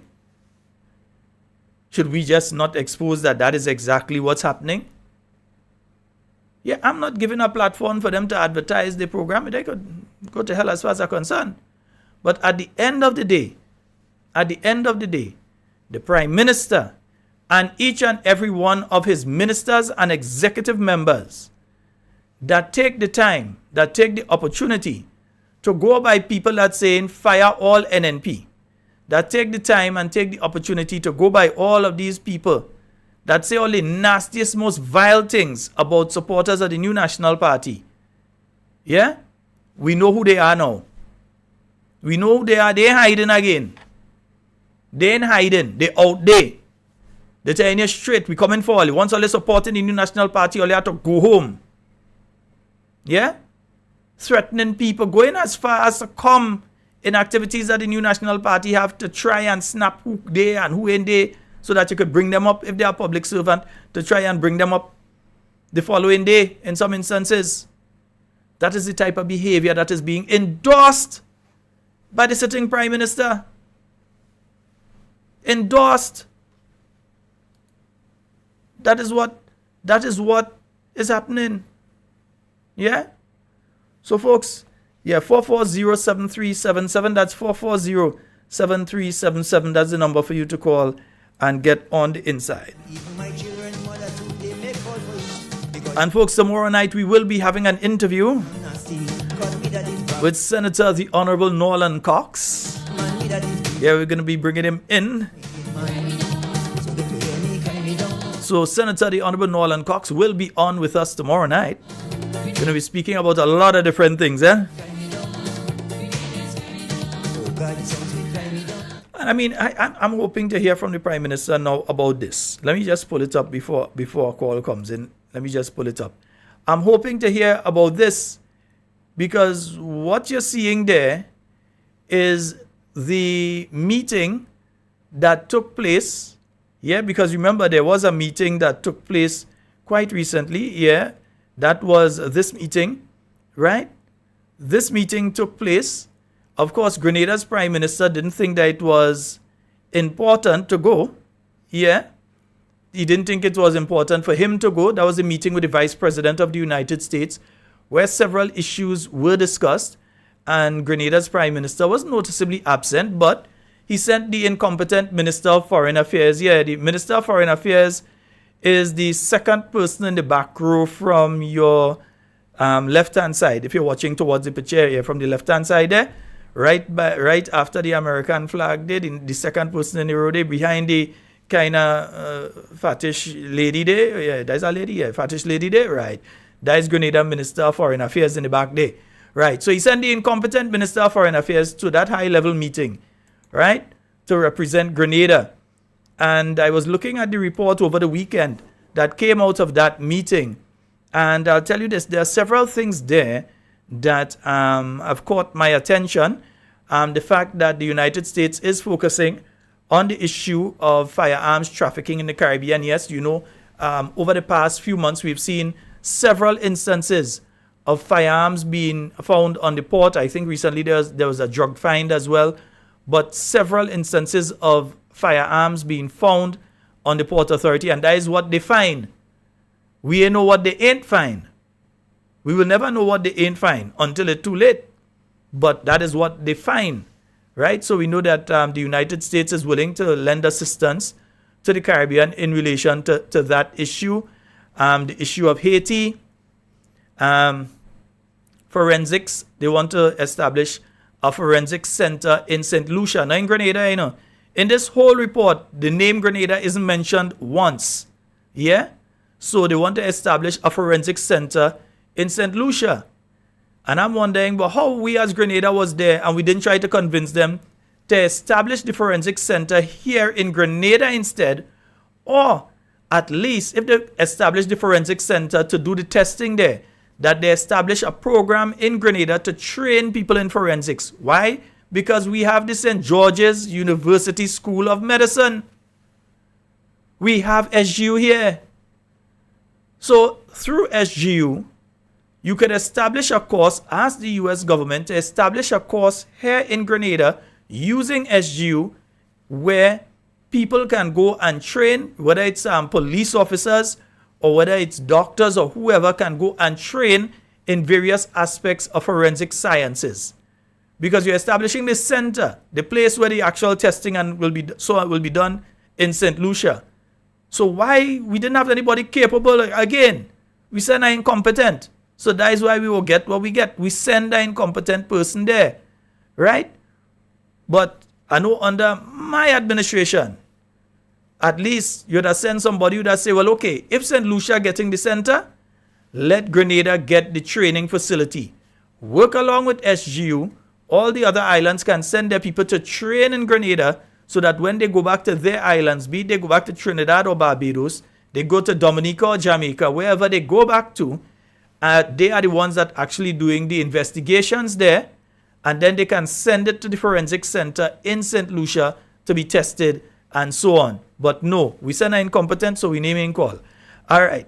So they're also working with the law enforcement in the Caribbean, capacity building, and so that's a common thing that they work along with the RSS and different things like working along with the legal system in the Caribbean because they want to improve the administration of justice to help all the Caribbean islands improve. And all of this discussion took place there, but our Prime Minister, again, didn't think it was important to be there, right? They're saying that they are going to have new diplomatic presence in the Eastern Caribbean, right? So they're going to establish 2 new embassies and additional diplomatic support presence in the Eastern Caribbean. I want you all to pay particular attention to that. So they're going to establish 2 new embassies. Hopefully, they will establish one of these embassies. Yes, it's not an embassy we have here in Grenada. We have a consulate. But if they establish an embassy in Grenada, it may mean that we no longer have to travel over to Barbados to go and get a visa. We could do it right here, home in Grenada. But again, with the kind of incompetent people we have there, that to feel sorry for us and give us. Because we ain't have people that go be able to say, hey, give Grenada that. All right? Because we know we have some incompetent people here. So we hoping that because you know the thing going, next thing you will hear St. Lucia getting one, and for Grenadians to get a visa now, you have the opportunity of going Barbados, or you might have to go to St. Lucia instead. So let's hope that instead of that, we get one of the embassies here. All right? So as they said, they want an expanded diplomatic footprint in the Caribbean, which will help to strengthen people-to-people ties between the United States and the Caribbean. All right? Nice. So that's one of the things they're doing. But you see after that there's a lot of things that they put in place here. And let me see if I could quickly reach to one of them. Right. So there's a lot of money under climate change and so here. The Minister of Foreign Affairs come back, this thing was since last week. Minister of Foreign Affairs come back. We don't hear he come and announce that he get out of this under the Caribbean Climate Investment Program, CCIP, right? They have a $20 million investment. We ain't hear if Grenada get any of that under this administration, right? Where they're offering matching grants up to $1 million to catalyze climate-resistant related businesses in the Caribbean. Grants, of up to $1 million for businesses and so. And our Minister of Foreign Affairs went, and he ain't come back and tell us anything about that so far, right? Disaster Risk Reduction and Resilience Program, there's $15 million under that program. We ain't hear if Grenada get in, we ain't hear how much Grenada get in, anything. The minister come back, he mouth closed. All right, $5 million under the Operationalized Climate Resilience Initiative. All you hear the minister say anything in relation to that? Nice, right. We ain't hearing him on them thing and them, right? $1.5 million under the Caribbean Community Climate Change Center to increase the flow of international climate funding. In other words, they even helping you get funding. So they put in money to help you get money under climate change. We ain't hear Grenada talking about that, right? They have $1 million to partner with the Caribbean Islands Higher Education Resilience Consortium and Northern University to help Caribbean states better mitigate and adapt to the effects of climate change, including the risks associated with extreme weather events. Our Prime Minister did not go to the meeting. He sent the incompetent Minister of Foreign Affairs. All right. Storm risk management. They have money under that program too. Right. He ain't go there. Right. Then under the World Bank, let me see what they have here. Evolution. They have one where they have a couple $1 billion under. So under this one, I seen $100 million being mentioned under the World Bank Evolution program again. So they've lent money to Barbados and so on. But we ain't seeing Grenada name calling at all. So like grant money and money under climate resilience. And let me remind you all that the person in charge of climate resilience under the United Nations is a Grenadian. Yes, he was the Minister of Climate Resilience here in Grenada. He was the person in charge of climate resilience here in Grenada before the last election, former Senator Simon Steele. So now we're seeing the IDB group, right? So they've got money, again, that they would like to lend to the Caribbean, grants to provide to the Caribbean. We Prime Minister don't go. Yeah, it's important to go all them thing in Dubai and them kind of place so run in London, in Henley and Partners Investment Forum and thing. But when it comes to all this money that's available from the United Nations, World Bank and all them Caribbean development, climate change thing and so, no, it ain't important to go there, right? Look under the Partnership for Global Infrastructure and Investment. It says the United States aims to mobilize $200 billion globally by 2027 towards that program. Prime Minister ain't go to make sure that, hey, we go hold a look at $1 billion for Grenada. Nah, he ain't go. Right, so climate change, climate resilience, debt clauses, right? International Monetary Fund, well, you know he ain't like the IMF and them kind of thing there. So it says the U.S. administration is committed to working closely with Congress to lend up to $21 billion through the IMF, including to the Resilience and Sustainability Trust, which has already benefited some Caribbean countries, including Grenada, right? So them and say, let me go and see if we could block a lot of money for us. These programs, $183 million for Barbados, $764 million for Jamaica, will help both nations build resilience to climate-related shocks. We ain't see Grenada name called there either, right? So IMF Poverty Reduction and Growth Trust, right? Another program with a placing money under. We Prime Minister is interested in that, right? You seen Barbados get money here under the Green Investment Corporation. Guyana get money, right? Antigua and Barbuda, Dominica, St. Kitts and Nevis, and again, Barbados, Jamaica, Suriname, all these countries receiving money. Dominican Republic, and again, the Dominican Republic, and again, the Dominican Republic are still looking for Grenada. St. Lucia, and then St. Lucia again, Trinidad and Tobago, right? Yeah, we looking still, we ain't seen Grenada yet. All of these things available, and our Prime Minister decide he ain't going there. He know, if it's Dubai, to go and walk in the middle of the desert and play like, you know, yeah, he will go there. Go in London to Henley and Partners and them thing, he gone there. Other things to just go like Glamour Boy, he gone there. But when come to go in these things, where there are significant amounts of money available, grant money, in other words, there's a lot of money there that you don't have to pay back. You just have to qualify by the way you manage your economy and so on. You have to be, well, probably that's the problem, they can't manage. But by the way you manage your economy and so on, you can qualify for these money under the climate change and different things like that. But then Grenada can't qualify for the Canadian no visa program. Yeah, they can't qualify for that. They come and they put out something now about the expedited visa program. And Grenadian, you know, we that's what we qualify for, the expedited now. So you still have to get a visa in order to visit Canada, right? Even if, unlike the other islands where they have this these qualifications where you have a US visa or you've had a Canadian visa in the last 10 years, Grenada don't have nothing like that. Regardless of what, we have to get it. We've got a call online. Good night. Sharon Scott, good night. Good night, Cammy. How are you? And good night to the Grenadian people home and abroad. Sharon? Yes, ma'am. I was talking about the a lady did come by me this afternoon to ask me about the Canadian and thing, what's going on. I said, I don't really know, I don't really understand. Mm-hmm.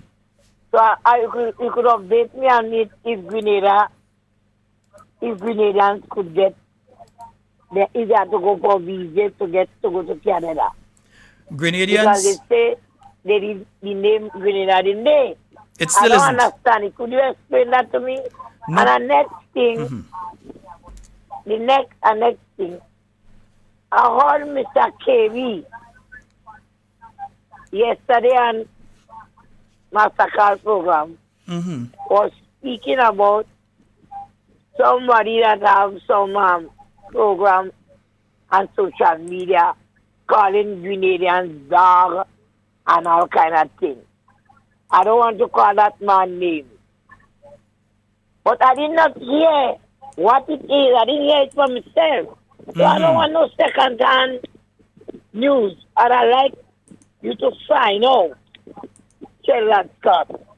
Who is that man? If it's an ex-neighbor of mine over the years, I used to live on Market Hill in Miss Fletcher and them downstairs in a little room. The very original from St. Vincent. But some of them come in Grenada small with their mother. I had said the man calling Grenadian dog and saying all kind of dirty thing about the Grenadian people. I don't, if it's the person I'm thinking about, I can have a file. I have a file on that man. Because that was my neighbor. You know? So I don't know. I don't know if KB could sign up from KB. I will do that. Because I have not heard it myself. Yesterday I was busy. Because I find a lot of people in this country very disrespectful, saying all kind of things about people. And these are the people that help their parents, help them to go to school, put shoes in their foot. You know? Some of them begin. Some of these people, somebody jockey the way now is some of the people they call it all name in Grenada. I don't understand what's wrong with these people. We have files of these people, the way they grow up, the way they live. You understand? But everybody know about it. Everybody know about that. I don't hide nothing. But they have to be careful. If I hear what that man say, I'll give him what Polly give the jump. I will give him what Polly give the jump. Yeah. They have to stop this kind of thing. Some of them file. And anytime you hear them mess with me, I ain't going on all this stuff. I don't go on all this program. I'm calling the GVN and I'm calling Maitland. I'm calling Maitland and I'm telling them what I know about these people. Papa God hear me. Have a good night, Grenada. All right, my dear. And before I go, I want to thank all the NNP supporters that came out yesterday in Grandma. I want to thank them, and I would like, they have it like every month or every month, and whenever they're making it in different village, they must make ice cream. They have a lot of children that they could buy ice cream, and then people put that, come out. Do not be afraid what they could do to you all. Come out. Because them NDC people are afraid to talk and go in nothing. I will see a lot of them in the heat of the yesterday. They eating food, they drinking beer. Do not pray. If you're an NMP supporter, don't pray to come out in nothing. And do not pray to speak. You're living in Grenada and you have right to speak when something is wrong. Fear not what man could do unto you. I don't pray them, you know. Mr. Dickie Mitchell is the Prime Minister. But I'm not afraid of you and none of you ministers. It's not you have to do to me. I'm a child of the king. Have a good night. All right, my dear. Thank you. 440-7377. That's 440-7377 and 347-329-3101. You can call either and get through, and you could call us also on a WhatsApp. All right. Well, only on the 440-7377. You could call us on the WhatsApp. Yeah. So one thing, let me take this call and then I'll get to that one. Yeah. Hello. Hi. Good night. How you doing? I'm good. Your live caller. Go right ahead. Scott, I know, boy. I don't know. I don't could live in this country again. No. It's your country. You ain't getting it to nobody. You're staying right here. I don't feel I could live in this country again. Challenge Cat, I'm calling from St. Patrick's West. Mm-hmm. And I want to ask Minister Andal, how do we expect to develop St. Patrick's West if he is not living in St. Patrick's West, but rather living in St. George's? I just make all the voice, you know. Mosquito! How you doing? I just make all the voice, Papa. I'm trying to call in my name. Yeah, I go call it for you. I want to make my point. But go right ahead, man. I want to ask Mr. Andal, how does he expect to develop St. Patrick's West? And also to Mr. Cornish, then Mr. Cornwall. How do they expect to develop St. Patrick's if they are living in St. George's? Another question again I want to ask Mr. Andal again. Why is it that a certain advisor connected to the Ministry of Youth, Culture and Sports, right? He's an advisor already.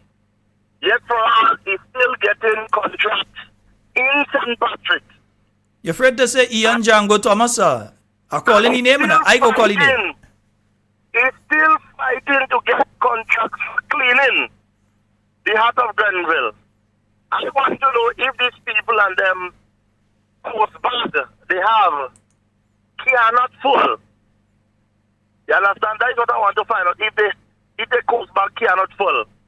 And what they do to Rollo, Sheldon, I'm telling you, you see that blind man? You see that blind man? I may not side with all what he said. But to be quite honest, one thing I could side with him about.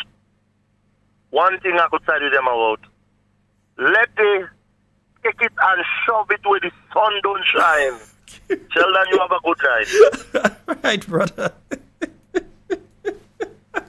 Mosquito! But no, listen. I'm very, very clear on certain things here. One, on the individual that Cami mentioned earlier, I know who she's speaking about. I also see another individual making a certain post because yesterday NNP have something, it's successful. They realized the people from their constituency was there front and center and deeply involved. So all of a sudden, they crawl out and they come to make posts to try and inflame things and become the topic of discussion. Let me explain something to you all what's taking place here. The NDC has been under a lot of licks in the past few weeks. You hear, Mosquito Man? Licks. Nearly every day. Licks. Right? They're getting licks here. They're getting licks from various other programs. You're hearing Auntie Jenny, you're hearing Royalty James, you're hearing Carl Caton, you're hearing Mr. Francis Pierre, you're hearing Andre Donald, you're hearing programs all over. Even the independent, quote-unquote, independent programs, the programs like, for instance, Plead Your Cause, the GBN to the point, and so you're hearing they're getting licks on those programs too, in relation to things that they're doing. You know what they do anytime that happens? They roll out cannon fodder. So they would send the individuals like the one who calling people all kind of name. They would send those out to take the lash. So everybody, forget that the Prime Minister is a CBI agent. Forget the hospital don't have medication. Forget the nonsense that they just do with the CPEA, where students getting 400 and something and still getting the third choice. Forget all of that. Just focus on attacking that individual or attacking that one and make themselves the topic of discussion. We see it happen on this program all the time. Anytime we come with an issue here and we hitting hard and they realize their own people start to repeat what we say in order to do, they call the program and they try to attack me. And then what do they want? They want everybody who calls after to go off of the topic and start to focus on the person that attacked me. That's why I often say, forget them. When I'm ready, put their number out, we deal with them that way. But other than that, that's their tactic, that's their strategy. Right now, all they're sure for is these people to be distractions. Yeah? They have the former idiot down in the south there that was a candidate at a point in time. Get looks like a shango drum in a bongo man dance. Yeah. Come, he could throw word as much as he want, but I would not focus on him. Ray Roberts is irrelevant to any national discussion at this point in time. Irrelevant to any national discussion. So when we're talking about medication in the hospital, instead of talking about that, I'm going to waste time to talk about these individuals. I'm going to focus on Eddie and these guys and them when we have issues like what is taking place there that has caused Canada, and this is your answer, Cammy, that has caused Canada to leave Grenada just where we were, having to get a visa to enter Canada. What they have done is that they have selected, I think it's 13 countries, that if you have a U.S. visa, because usually now, if a Grenadian has a U.S. visa, we can't enter Canada with a U.S. visa. We still have to go to we have to go to Trinidad, I believe it is, and get a Canadian visa. I've never been to Canada, I never had a Canadian visa. But you have to go down there, so you have to spend the money for your ticket and the application process and all of that. You have to go down to Trinidad, get your visa, and that sort of thing. They're saying now that if an individual who is in one of the other countries, not Grenada, already has a U.S. visa, because their system is sort of twinned, that person doesn't need to apply for a visa again. They could just apply and go into Canada. They buy the ticket, they send the information before, and they could go in Canada without having to get a visa. So that is people from St. Lucia and St. Kitts and Trinidad and other countries, right? But when it comes to Grenadians, we don't have that, right? That if that person had held a visa, for within the last 10 years for Canada, that individual does not have to reapply for a visa. They can come into Canada without a visa. Yeah? Because you know some people have visa up, you have to go and reapply. They say no. If within the last 10 years you've had a Canadian visa, then you need not come and apply to try and get another visa again. You can enter Canada. All right? But Grenadians have not been afforded that. Grenadians, whether we had a visa within the last 10 years, whether we have a U.S. visa, we still have to go through the normal process and apply, go down Trinidad and so. What they have said is that they speed up the process. So if it used to take 3 months, 5 months for you to get your Canadian visa, they say they're going to speed it up. So you still have to get the visa, but they're going to speed up the process for Grenadians. Obviously, they could speed it up because now they don't have to be processing as much out of Trinidad and out of St. Lucia and St. Kitts and the other countries, so that they could speed up the two countries that remain, Dominica and Grenada. Why you think they do that? They did that because what is going on with Grenada, since the war in Russia has started, Grenada had put a stop to Russians being able to apply for CBI, right? And then afterwards, you see a situation where it was reopened, so you had a lot of people that was going for the E2 American visa and all these things, because they had Grenadian passports. And so the Canadians watch this and say, well, Grenada behaving reckless, and due to the recklessness, we are not going to give them the same opportunities we are giving to the other islands. Full stop. Ask the Prime Minister, we hear the lie go give on that one. Ask him about that. Ask him why Grenada was one of only two countries that did not get that in the region. It was Grenada and Dominica. And I guarantee any of you it has a lot to do with what took place with the CBI when the NDC came into office. And especially if the Canadians are investigating and realize that the majority of these passports, if they find that that is the situation, we don't know because we are not being told, but if they find those passports actually passing through the Prime Minister's company or the Present Minister of Finance's company or the envoy who has spent a significant amount of time in Canada's, if it's passing through her company, then obviously they would say something that should not be happening is happening, and they would not afford Grenadians that opportunity. So I hope that clears it up a lot for some of you. Hello, good night. Shalom, good night. Hi. You know what you must do? You must give the Prime Minister an invitation to come on your program, because I already love it to get that man on a program like yours, or on Shaggy program, or on Andre Donald program. Let we as Grenadians ask him some questions. You must invite him. They would never come. He will give answer you. You must try. You never know. You never know. I think they have enough program for you him to go on. You never know if he might come. So you must send an invitation for him. Yeah. Send an email to him and invite him to come on that program. Let me ask him some questions. You understand? All right. I'd really love to have him. Let me ask Mr. Deacon Mitchell certain things. Because he don't walk in around town. He don't come in and look at, like some of us as vendors. Then we ask him about the hospital. Cammy, I just realized time up on me. No? Lord, I gotta go. Okay then. Sorry, good night. All right, my dear. Wow, folks. Yeah, I'm talking. I don't even realize time gone on me. Folks, it was wonderful being here. Everything you say and do it safe and secure. I want to be speaking to and with you and not about you. We will be on tomorrow night once again with Talking Points, God's willing.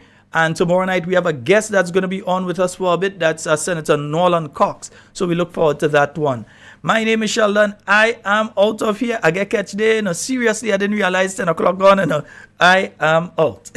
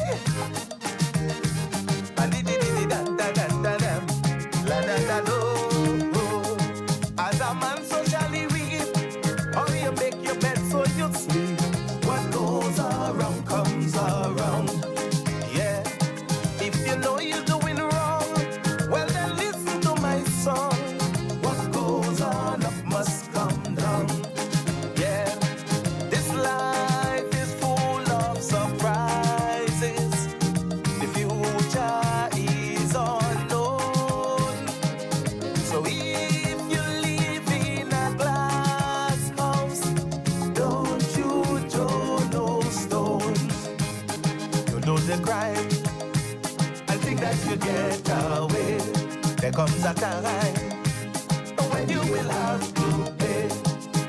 Justice must be done. Bella, do not terror. You never know there will come the hour when President Barack Obama will come to take you down.